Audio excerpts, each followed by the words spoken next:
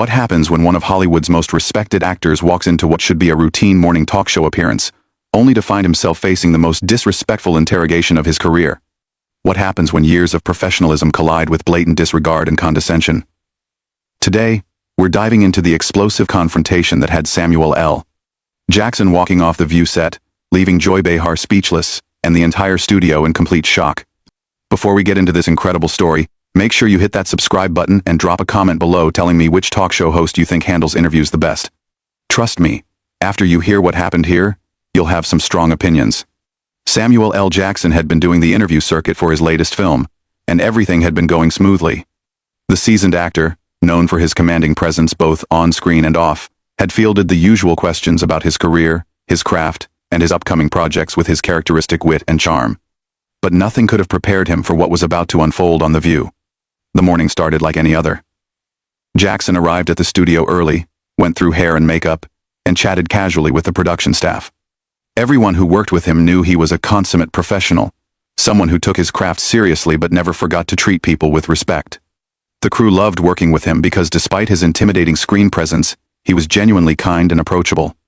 "Mr. Jackson, we're ready for you," the stage manager announced, gesturing toward the familiar set where the hosts were already seated. Jackson straightened his jacket, took a deep breath, and walked onto the set with the confident stride that had made him one of the most recognizable actors in the world. The audience erupted in applause as he made his entrance. Jackson smiled and waved, clearly comfortable in front of the cameras. He'd done this dance hundreds of times before. Talk shows were just part of the business, a way to connect with fans and promote his work.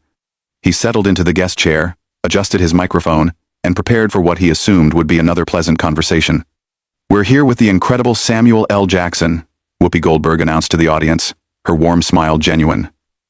"Samuel, thank you so much for being here with us today." "Thank you for having me," Jackson replied, his deep voice carrying that familiar authority that audiences had come to love. "Always a pleasure to be on The View." The other hosts smiled and nodded, clearly excited to have such a legendary figure at their table. But as Jackson scanned the panel, he noticed something in Joy Behar's expression that seemed different. There was a sharpness there, an edge that made him slightly wary. Still, he maintained his professional demeanor. "So let's talk about your new film," Sunny Hostin began, leaning forward with genuine interest. "You've been in the business for decades now. What keeps you passionate about acting?" Jackson's eyes lit up as he began to discuss his craft. "You know, every role teaches me something new.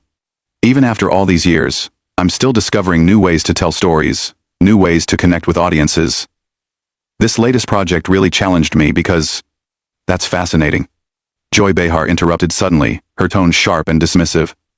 "But let's talk about something more relevant. Don't you think at your age you should be considering retirement?" The question hung in the air like a slap. The other hosts exchanged uncomfortable glances, and Jackson's smile faltered slightly. The audience fell silent, sensing the sudden shift in the room's energy. "Excuse me?" Jackson said, his voice maintaining its composure but with a slight edge creeping in. "I mean, you're what, 75 now?" Joy continued, completely ignoring the obvious discomfort she'd created. "Isn't it time to step aside and let younger actors have their moment? Hollywood is changing, and maybe it's time for the older generation to accept that their time has passed." The other host looked mortified. Whoopi tried to jump in. "Joy, I don't think that's..." No. Joy waved her off dismissively. "I think it's a fair question. The industry is evolving, and we need fresh faces, new perspectives. Samuel, surely you can see that hanging on too long just becomes embarrassing." Samuel L. Jackson sat back in his chair, processing what he just heard. In his decades-long career, he'd faced criticism, tough questions, and challenging interviews. But never had he encountered such blatant disrespect disguised as journalism. His jaw tightened slightly, and those who knew him well would have recognized the warning signs. "Let me make sure I understand you correctly," Jackson said slowly, his voice becoming dangerously calm. "You're suggesting that I, as a 75-year-old man who has worked in this industry for over 4 decades, should retire because I'm too old?" "Well, when you put it that way, it sounds harsh," Joy replied with a dismissive laugh. "But yes, essentially. I mean, how many more action movies can you realistically make? Don't you think audiences are getting tired of seeing the same old faces?" The tension in the studio was palpable. Camera operators adjusted their positions, sensing they were witnessing something unprecedented. The audience members looked at each other in disbelief, unable to process the level of disrespect they were witnessing. "The same old faces," Jackson repeated, his voice getting quieter, which anyone who knew him understood was far more dangerous than if he'd started yelling. "Joy, let me ask you something. How long have you been on this show?" Joy Behar, seemingly oblivious to the storm she was creating, puffed up with pride. 24 years, and I'm proud of every one of them." 24 years, Jackson nodded slowly. "And you're what, 81 years old? But somehow, my age is the problem here?" Joy's face reddened slightly, but instead of backing down, she doubled down on her position. "That's completely different.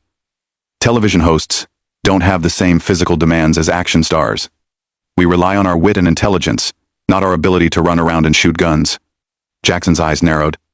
The man who had commanded respect in boardrooms and on film sets around the world was witnessing something he'd rarely encountered in his professional life: blatant hypocrisy wrapped in condescension.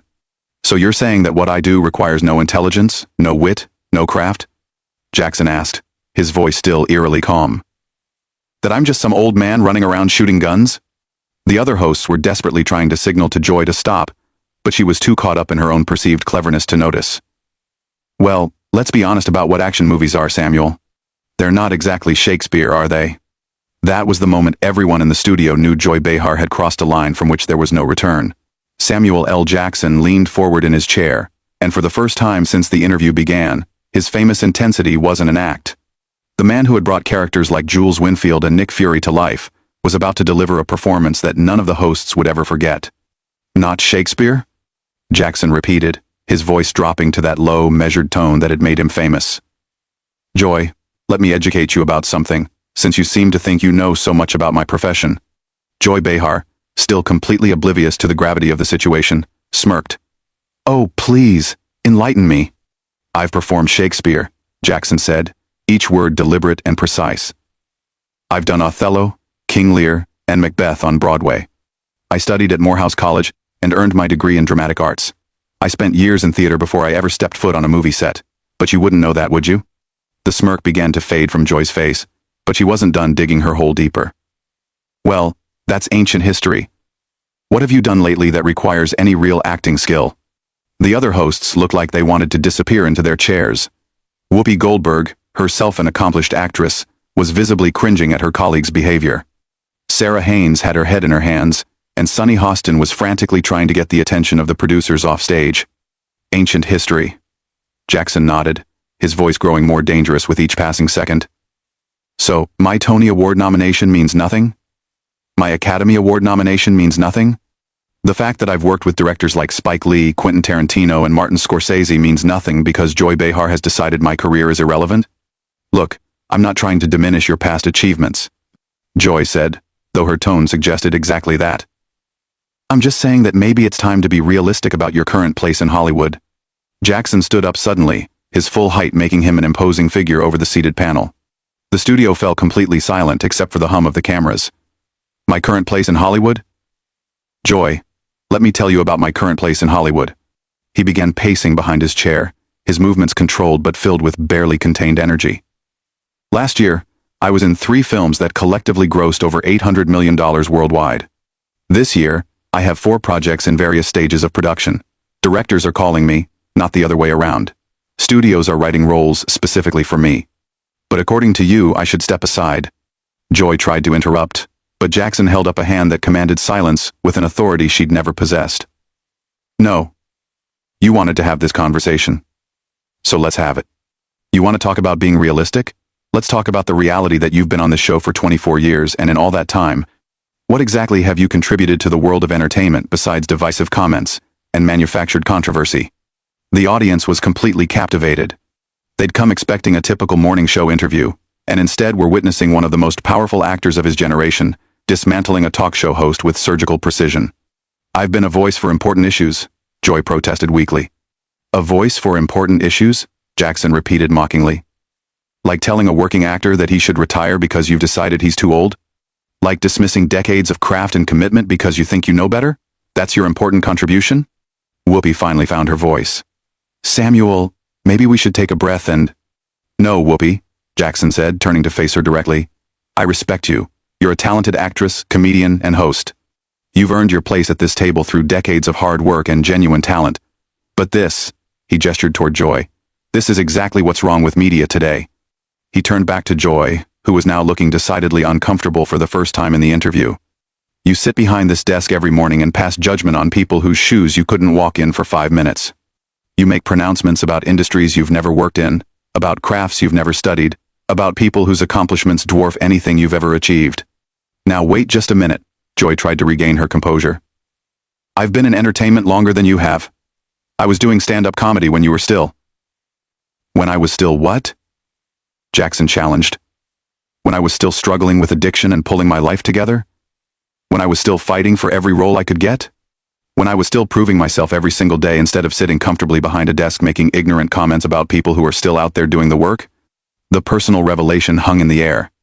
Jackson had rarely spoken publicly about his past struggles, and the fact that he was bringing them up now showed just how deeply Joy's comments had affected him.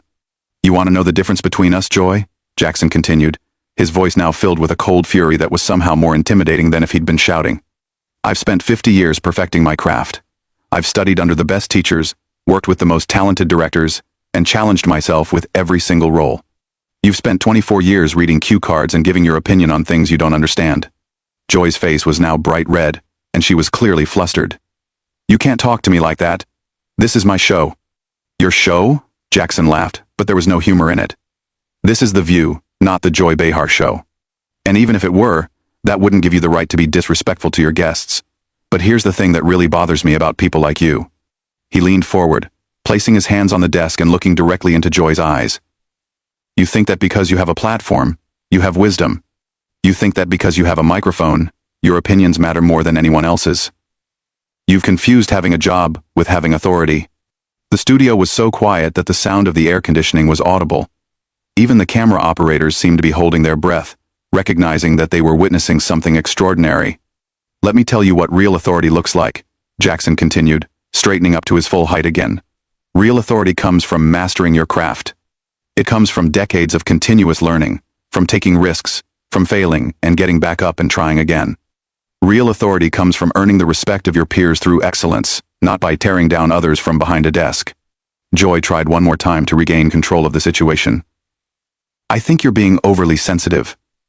I was just asking legitimate questions about the industry. Jackson shook his head slowly. Overly sensitive, there at Island. The classic response when someone gets called out for being disrespectful. It's not that you were wrong, it's that I'm too sensitive to handle your legitimate questions. He began walking toward the edge of the stage, but he wasn't done talking. You know what a legitimate question would have been, Joy? You could have asked me about my new film, about working with the director, about the challenges of the role. You could have asked about my foundation work, about my advocacy for literacy programs, about the scholarships I've funded for young actors. The other hosts were now openly uncomfortable, knowing that their colleague had created a situation that was spiraling completely out of control. But instead, Jackson continued, now standing at the edge of the stage, you chose to question my right to continue working. You chose to dismiss my entire body of work as mindless action movies. You chose to suggest that I'm too old and irrelevant to deserve respect. Jackson turned back to face the panel one final time, his expression a mixture of disappointment and resolve. You know what the saddest part about this whole exchange is, Joy? It's that you represent everything that's wrong with how we treat people in this business and in this country. Joy, now visibly shaken but still trying to maintain some semblance of control, attempted to respond. I think you're making this into something much bigger than... Much bigger than what? Jackson interrupted, his voice rising for the first time. Much bigger than a talk show host telling a guest that he's too old to work? Much bigger than dismissing someone's life's work as meaningless? Much bigger than the kind of ageism that destroys careers and crushes spirits every single day? He walked back toward the desk, but this time his approach felt different, more final. Let me explain something to you about respect, since you clearly don't understand the concept. Respect isn't something you get automatically because you have a television show. Respect is something you earn through how you treat other people. Whoopi tried desperately to salvage the situation. Samuel, I think what Joy was trying to say was... No, Whoopi, Jackson said firmly but kindly. Don't make excuses for her. What Joy was trying to say was exactly what she said. She thinks I'm too old, too irrelevant, and too past my prime to deserve basic human courtesy. Joy finally found her voice again, but her tone had lost all of its earlier smugness. That's not what I meant, and you know it. Jackson looked at her with something approaching pity. That's exactly what you meant. And the fact that you can't even own it now shows that you don't have the courage of your convictions. You want to insult people, but you don't want to face the consequences of your words. He pulled out his phone and held it up. You know what I'm going to do when I leave here? I'm going to call my agent and confirm the 3 film offers I have sitting on my desk. Then I'm going to call the director of my next project to discuss the character work we're doing. After that, I'm going to review the script for the Broadway play I'm considering for next year. Joy's face had gone from red to pale, and she was clearly struggling to find a response. But before I do any of that, Jackson continued, I'm going to do something that you apparently never learned how to do. I'm going to think carefully about how my words affect other people. Because unlike you, I understand that with a platform comes responsibility. He began removing his microphone, his movements deliberate and final. You see, Joy, the difference between us isn't age. It isn't even talent, though we both know how that comparison would end. The difference is character. The audience was completely silent, hanging on every word. Even the production crew had stopped moving, recognizing that they were witnessing something that would be talked about for years to come. You had the opportunity today to have a meaningful conversation with someone who has dedicated his life to his craft, Jackson said, carefully placing his microphone on the desk. You could have learned something. Your audience could have learned something. Instead, you chose to be small, petty, and disrespectful. Joy made one last desperate attempt to defend herself. I was just trying to have an honest conversation about the realities of Hollywood. Jackson stopped and looked at her with genuine disbelief. Honest? You want to talk about honesty? Here's some honesty for you. In my 50 years in this business, I've met thousands of people.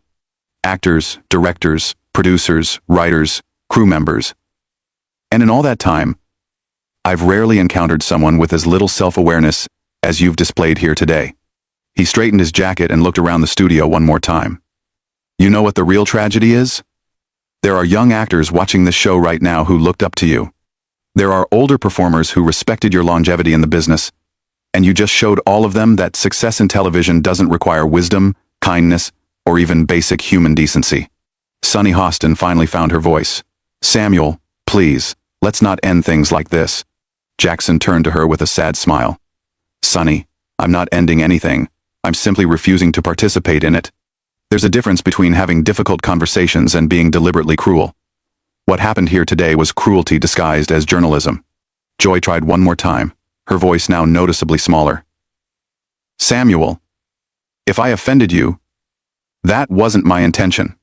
If you offended me, Jackson repeated incredulously. Joy, let me be crystal clear about something. You didn't offend me. You revealed who you are, and that revelation has nothing to do with me and everything to do with you. He began walking toward the exit, but turned back for one final statement. You know what I find most disturbing about this entire exchange? It's not that you think I'm too old to work. Plenty of people have opinions about age in Hollywood, and that's a legitimate discussion to have. What disturbs me is the glee with which you delivered those opinions. The studio was so quiet that every footstep echoed as he moved closer to the exit. You enjoyed trying to diminish me. You took pleasure in attempting to make me feel small. And that tells me everything I need to know about your character. Joy was now visibly upset, but Jackson wasn't finished. The entertainment industry has its flaws, God knows. But it's also given me the opportunity to work with some of the most talented, generous, and inspiring people I've ever met. People who lift each other up instead of tearing each other down. People who understand that success is sweeter when it's shared. He paused at the edge of the stage and looked back at the panel. I hope someday you learn the difference between being provocative and being cruel. I hope you learn that asking tough questions and being disrespectful aren't the same thing. And I hope you learn that the power that comes with a platform should be used to elevate people, not diminish them. With that, Samuel L. Jackson walked off the View stage, leaving behind a stunned studio audience and a panel of hosts who knew they had just witnessed something unprecedented. Joy Behar sat in her chair, speechless for perhaps the first time in her career, while the other hosts struggled to find words to fill the uncomfortable silence. The cameras continued rolling, capturing every second of the aftermath, as one of Hollywood's most respected actors chose dignity over confrontation and walked away from what had started as a routine interview and ended as a masterclass in grace under pressure. As Jackson disappeared from view, the audience slowly began to process what they had just witnessed. Not the explosive confrontation they might have expected, but something far more powerful. A demonstration of what true class looks like, when faced with inexcusable behavior. The silence that followed his exit spoke louder than any argument could have. It was the silence of people recognizing they had just watched someone take the high road, while simultaneously delivering one of the most devastating takedowns in television history. What did you think of this incredible confrontation? Have you ever seen a celebrity handle disrespect with such power and grace? Subscribe to the channel and comment below with your thoughts on how Samuel L. Jackson handled this situation. Do you think he was right to walk away? Or should he have stayed and continued the fight?